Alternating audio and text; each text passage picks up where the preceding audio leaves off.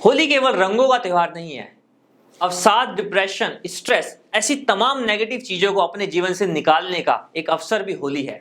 होली का त्योहार फिर से दस्तक देने को है, बट ऐसे में बहुत ज्यादा कंफ्यूजन बना हुआ है कि होली 7 तारीख को बनाए या फिर होली 8 तारीख को सेलिब्रेट करी जाए। धुलंडी कब है, होली का दहन कब करना है, होली का दहन के दौरान आपको किन किन बातों का ध्यान रखना है, होलाष्टक कब से स्टार्ट है, भद्रा कब लग रही है, ये तमाम चीजें हैं जो हमें होली के फेस्टिवल के दौरान थोड़ा सा कंफ्यूजन क्रिएट करके रख देती हैं। मेरी इस 8 से 10 मिनट की वीडियो में एंड तक बने रहिए। इस वीडियो में आपको बताऊंगा कि होलाष्टक कब से लग रहे हैं, होलाष्टक के दौरान क्या कार्य आपको नहीं करने चाहिए, भद्रा कब है, होली का शुभ मुहूर्त कब है, होली का दहन आपको क्या करना है, और साथ ही साथ राशि अनुसार आप क्या विशेष उपाय करके अपने जीवन में होली को रंगों का त्योहार के साथ साथ इसे एक रेमेडियल तौर पर अपनी कुंडली के दोषों को दूर करने का अवसर भी बना सकते हैं। तो चलिए स्टार्ट करते हैं, जानते हैं होली के बारे में डिटेल में।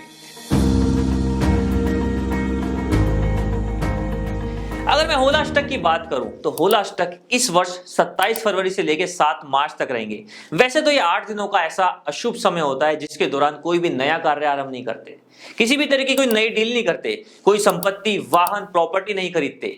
16 संस्कार जैसे कि आपको मुंडन संस्कार कराना है, बच्चे का नामकरण करना है, शादी, विवाह, सगाई, किसी भी तरीके का घर के अंदर कोई शुभ आयोजन नहीं करते। घर में यहां तक कि यज्ञ, हवन या किसी भी तरह का विशेष अनुष्ठान भी नहीं रखा जाता। ऐसा क्यों होता है? क्योंकि ये जो होलाष्टक का 8 दिन का समय है, अगर मैं शास्त्रों की बात करूं, हिंदू मान्यता की बात करूं, तो इसी दौरान दैत्यराज हिरण्यकश्यप ने अपने पुत्र प्रहलाद को हरि नाम से दूर रखने के लिए इन 8 दिनों में कठोर यातनाएं दी थी। कभी उन्हें हाथी के पैर के नीचे कुचलवाया, कभी पहाड़ से फिकवाया और अंत में अपनी बहन होलिका की गोद में प्रहलाद को आग में बिठा दिया। बट भगवान विष्णु की कृपा से प्रहलाद तो बच गए और होलिका उस आग में जल के भस्म हो गई। इसीलिए हम 8वें दिन होलिका दहन का फेस्टिवल बनाते हैं, जो इस चीज का प्रतीक है कि बुराई पे सच्चाई की जीत होती है और भगवान विष्णु का जो भी नाम लेता है उसके साथ में अच्छा ही होता है। इसके अलावा यह भी मान्यता है कि एक बार शंकर भगवान तपस्या कर रहे थे और प्रेम के देवता कामदेव उनकी तपस्या को भंग कर देते हैं। ऐसे में शंकर भगवान क्रोधित होकर कामदेव को अपने तीसरे नेत्र से भस्म कर देते हैं। फिर देवी रति ने, जो कि कामदेव की पत्नी है, उन्होंने शंकर जी का आवाहन किया, शंकर जी की तपस्या करी और इससे खुश होकर उन्होंने देवी रति को वरदान किया कि वो कामदेव को दोबारा से जीवित कर देंगे। तो इसी दौरान ये माना जाता है कि ये जो 8 दिन का समय था, ये देवी रति के लिए और कामदेव के लिए बहुत ही कठिन समय था। इसीलिए ये होलाष्टक के पीछे बहुत सारी मान्यता है, जिसमें से 2 स्टोरी मैंने आज आपको बताई, 2 कथाएं मैंने आपको बताई। इसीलिए इस होलाष्टक के दौरान कोई भी शुभ कार्य नहीं किया जाता। ये तो हो गई धार्मिक मान्यता। अगर मैं साइंटिफिक रीजन की बात करूं तो होली जो है एक सीजन से दूसरे सीजन में एंटर करने का समय होता है। ऐसे में हवा बहुत ज्यादा चल रही होती है और साथ ही साथ गर्मी का मौसम भी स्टार्ट हो रहा होता है, तो हमारी बॉडी के अंदर बहुत ज्यादा लेजीनेस रहता है, बहुत ज्यादा लेथर्जिक रहती है। तो ऐसे में बीमार होने की, ज्यादातर कफ रिलेटेड संभावनाएं बहुत ज्यादा बढ़ जाती है। इसीलिए ये जो मौसम में चेंजेस होते हैं, इन चेंजेस को अडेप्ट करने के लिए होली का फेस्टिवल बनाया गया है, ताकि जब हम धुलंडी के दिन कलर और पानी से होली को खेलते हैं तो हमारे जीवन में दोबारा से आशा की किरण आ जाती है, दोबारा से हम एनर्जेटिक हो जाते हैं। होली का दहन में भी जब हम होली में आहुतियां डालते हैं तो ऐसे में जो होली का दहन की ऊष्मा होती है वो हमारे अंदर नई एनर्जी को बहुत ज्यादा प्रोत्साहित करती है। इसीलिए जो होली का त्योहार है, अलग अलग भारत के अलग अलग क्षेत्रों में अलग अलग तरीके से खेला जाता है। अगर मैं ब्रिजवासी होली की बात करूं तो वहां तो होली का त्योहार 10 दिन तक चलता है। यूपी में, हरियाणा में इसे लठमार होली के तौर पे खेला जाता है। तो ये त्योहार जो है अपने आप में एक उमंग का त्योहार है, एनर्जी का त्योहार है। इसीलिए इस त्योहार को खेलना बहुत ज्यादा जरूरी है। खासकर अगर आपका चंद्रमा खराब है, आपका शनि खराब है, तो ऐसे में आपको दुल्हंडी, जो कि रंगों का त्योहार है, होली जरूर खेलनी चाहिए। इससे आप देखेंगे कि आपके जीवन में नई आशा की उमंग आ रही है, आप एनर्जेटिक फील कर रहे हैं। तो ये तो होया होली के पीछे साइंटिफिक रीजन। अब अगर मैं ज्योतिषीय गणना की बात करूं तो होली का जो मुहूर्त होता है वो अपने आप में बहुत ज्यादा इंपॉर्टेंट होता है। साल भर के त्योहार में हम ये मानते हैं कि अगर शुभ मुहूर्त के दौरान कोई भी हमने पूजन नहीं किया, किसी भी फेस्टिवल को हमने शुभ मुहूर्त के दौरान नहीं किया, तो हो सकता है उस पूजा से हमें उतना लाभ ना मिले। बट होली एकमात्र ऐसा त्योहार है, अगर हम इसका पूजन शुभ मुहूर्त में नहीं करते हैं तो अनिष्ट का स्वागत करने जैसा हो जाता है। आमतौर पर होता क्या है कि हमारी कोशिश रहती है कि कोई भी त्योहार की पूजा है, कोई भी विधि विधान है, कोई भी आयोजन है, कोई भी अनुष्ठान है, हम उसे शुभ मुहूर्त में आरंभ करते हैं। ऐसा माना जाता है कि शुभ मुहूर्त में आरंभ करने से उस आयोजन का जो हमें लाभ मिलना है वो बहुत ज्यादा बढ़ जाता है। बट होली के साथ थोड़ा सा अलग है। अगर आप होली पूजन शुभ मुहूर्त में नहीं करते तो इसका मतलब हो जाता है कि आपको दुर्भाग्य और पीड़ा भी मिल सकती है। इसीलिए जो होली का मुहूर्त होता है वो बहुत ज्यादा ध्यान देने वाली बात होती है। वैसे तो हम सभी जानते हैं फागुन मास की पूर्णिमा तिथि को होली सेलिब्रेट करी जाती है, होली का दहन होता है और उसके अगले दिन चैत्र कृष्ण प्रतिपदा को हम दुल्हंडी यानी कि रंगों का त्योहार खेलते हैं। बट सम टाइम पंचांग से हम बहुत ज्यादा अवगत नहीं होते, डेली रूटीन में हम पंचांग का यूज नहीं करते, इसीलिए बहुत ज्यादा इस साल कंफ्यूजन की स्थिति है कि होली जो है 7 मार्च को है या फिर 8 मार्च को है।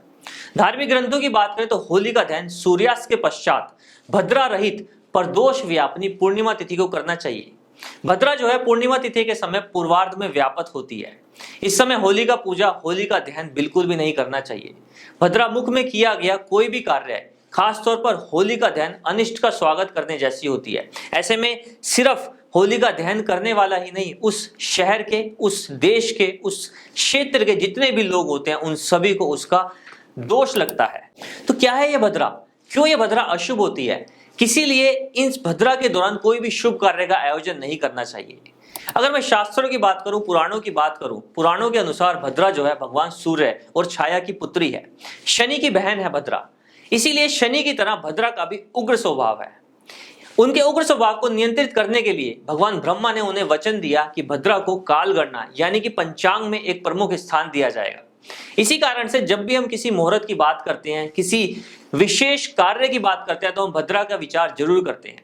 भद्रा की स्थिति देखी जाती है कोई भी शुभ कार्य, यात्रा या फिर धार्मिक आयोजन करने से पहले, और यह माना जाता है कि जब भद्रा चल रही हो तो किसी भी तरीके से कोई शुभ कार्य नहीं किया जाना चाहिए। बट ऐसे में बहुत सारे ऐसे भी कार्य हैं जो भद्रा में करे जाना बहुत ज्यादा शुभ होते हैं, जैसे कि तांत्रिक कार्य, अदालती कार्य, राजनीतिक चुनाव कार्य, आपको किसी पे कोर्ट केस डालना है तो ये कार्य आपको सफलता के अवसर भी देते हैं।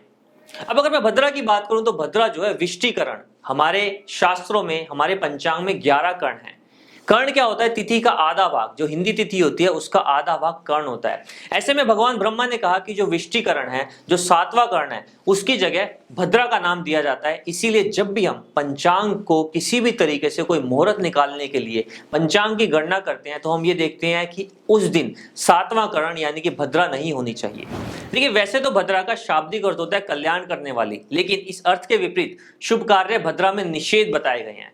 इसका साइंटिफिक रीजन भी है, इसका ज्योतिषीय रीजन भी है। ज्योतिष विज्ञान के अनुसार चंद्रमा की अलग अलग राशियों में उपस्थिति के अनुसार भद्रा का विचार किया जाता है। जैसे कि भद्रा के समय अगर चंद्रमा मेष, वृष, मिथुन या फिर वृश्चिक राशि में स्थित है तो भद्रा का निवास स्वर्ग में माना जाता है। ऐसे में आप कोई भी धार्मिक अनुष्ठान करना चाहती हैं या कोई भी शुभ कार्य करना चाहते हैं तो आप कर सकते हैं। इसके विपरीत अगर यदि चंद्रमा कन्या राशि में है, तुला में, धनु में, मकर राशि में है तो भद्रा पाताल में मानी जाती है। ऐसे में भी अगर आप शुभ कार्य का आयोजन, कोई भी धार्मिक अनुष्ठान अवॉइड कर सकते हैं तो बहुत ही अच्छा रहता है। परंतु अगर चंद्रमा कर्क राशि में है, सिंह राशि में है, कुंभ में है और मीन राशि में है और भद्रा उस समय भूलक पर है तो इसमें आपको कोई भी शुभ कार्य नहीं करना चाहिए, यह बहुत ही ज्यादा अशुभ माना जाता है। तो आपको यह देखना है कि भद्रा के समय चंद्रमा की क्या स्थिति है, उस अनुसार आपको घर के अंदर कोई भी मांगलिक कार्य करना है। क्योंकि भद्रा काल में मंगल कार्य करना अमंगल माना जाता है, इसमें उस कार्य से सफलता नहीं प्राप्त होती, ये आपको दोष दे देता है उस कार्य में कोई भी अगर आप धार्मिक अनुष्ठान रखते हैं तो आपको होलिका दहन के माध्यम से मैंने बताया कि भद्रा क्या होती है, क्यों भद्रा से डरा जाता है, भद्रा के दुष्प्रभाव क्या होते हैं, कौन से कार्य आपको भद्रा में करने चाहिए और कौन से विशेष कार्य अगर आप भद्रा में करते हैं तो आपको बहुत ही सफलता हासिल होती है। फिर भी समटाइम सिचुएशन ऐसी आती है कि आपको भद्रा भी चल रही है और उसके दौरान आपको कोई कार्य भी करने हैं तो आप भद्रा के इन 12 नामों का विचार कर सकते हैं, इनका जप कर सकते हैं। तो आप देखेंगे कि वो कार्य अगर आप कर रहे हैं तो आपको उस कार्य में कोई भी अड़चन नहीं आएगी। स्क्रीन पे मैंने आपके साथ में भद्रा मंत्र शेयर किया है, इस मंत्र का जाप कीजिए तो आपको कोई भी कार्य में, किसी भी तरह के कोई कार्य है उसमें आपको सफलता हासिल होगी।